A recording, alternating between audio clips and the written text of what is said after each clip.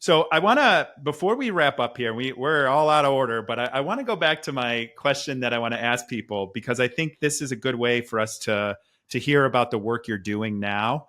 What did you want to be when you were a young person, and how did that change and lead you to where you are now, where your activism around suicide prevention, mental health, your coaching, your speaking, you're an published author, all of these wonderful things you've been able to do. And you even ended up leaving broadcasting to do some of this. So not to mention the podcast. So tell me a little bit about what you want to be when you grow up and how you got here.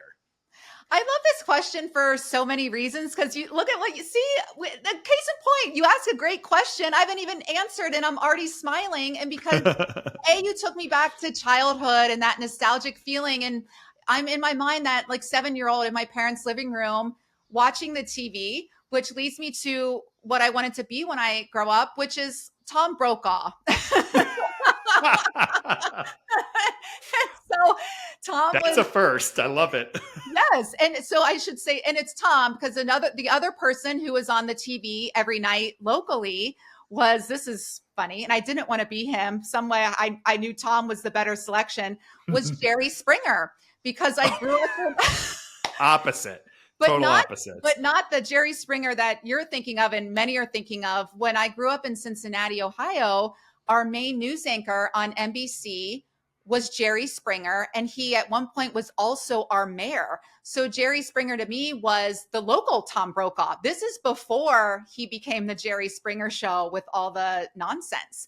And what I think a lot of people don't know about Jerry is that he's brilliant, and he did his Jerry Springer commentary every night. And even if as a kid, I didn't understand everything he was talking about, I remember being riveted. Like, this guy knows his stuff, and he speaks in such a compelling way, as did Tom. So little Kate is looking at this and I'm just like, oh, like they're telling us what's going on. And I'm glad that my 7-year-old brain wasn't taking in all that violence, because I'm not traumatized. Seriously. Like I'm thinking of stories. And so I'm like, oh, they're telling us stories, and oh, they're telling us what's going on other places besides just Ohio. How neat.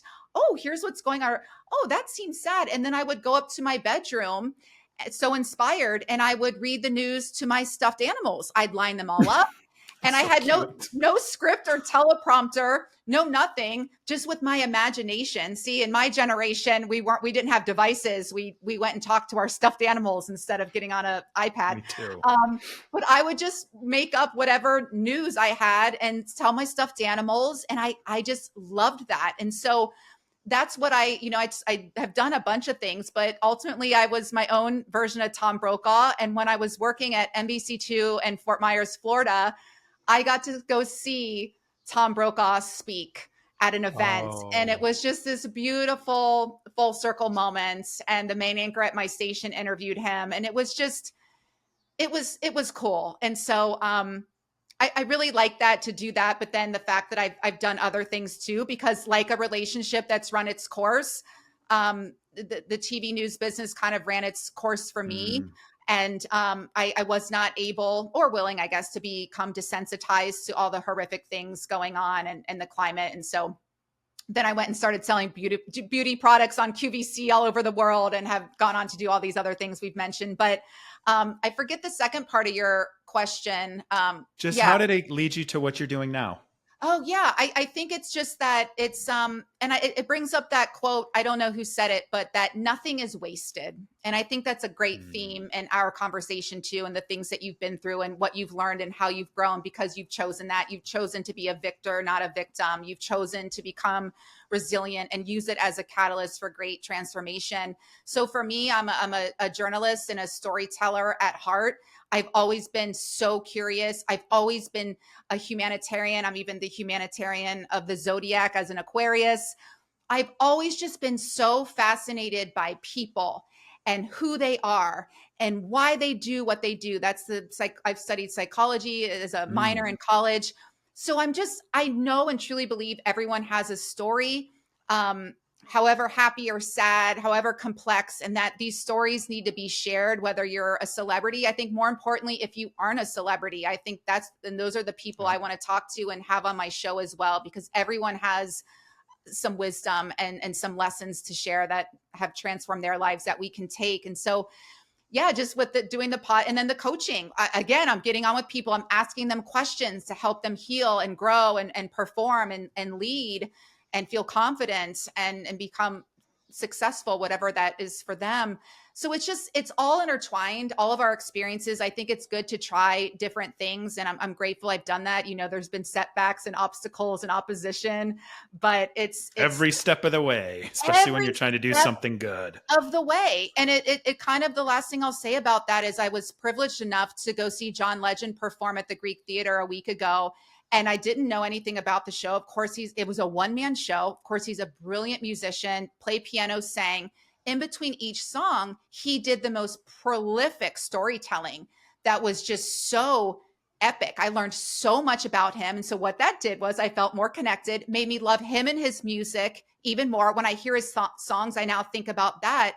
But he said something at the end about, you know, because everyone I think is trying to like be cool or make it. And here he was, this self-proclaimed nerd, then like meeting and working with these hip hop superstars like Lauryn Hill and Kanye West. He's this kid from like nothing in Ohio that's at this Ivy League school, UPenn. And he said, you know what I learned is that being cool is the ability to just be who you are in any situation.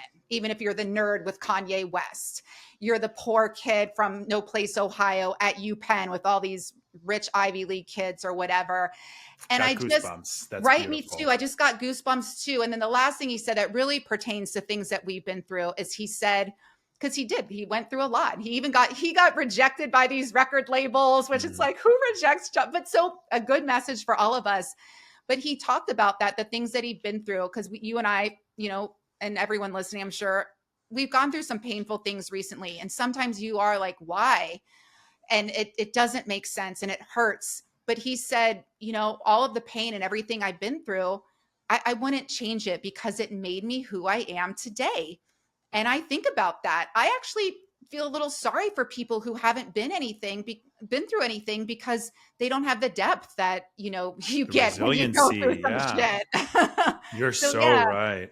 thank you for that question. It was fun just to even reflect. And I went on a little journalistic journey just No, that was talking a about that. phenomenal. That was phenomenal. That was a phenomenal story. And even tying it into the John Legend piece, that's it's a perfect bow, right? Like be yourself. That's being cool. And those I think too like the broken parts are the beautiful parts because you fix them, right? And then that's resilience. And I always say, you know, life is peaks and valleys. When you're in a valley, set up a campsite. Don't set up property. Don't buy property. Don't get a mortgage. Just know you're Ooh. staying there for a little bit of time and then you're heading back up on a peak. And I think that this, you know, to quote Papa Roach, the scars remind us that the past is real. And that's, you know, one of my favorite songs growing up. And that's the thing is like, we have to come out on top. We have to conquer. We have to show up with our eyes wide open, be rawish, you know? So it's all part of it. And the worst things in the world that happen to people only help shape the human being they're supposed to become and that they will become. And you can let that be a good human being or a bad human being, but that's your Yeah. choice. And that you have a choice. How great is that? Thank you for listening to this clip from the full episode of Eyes Wide Open.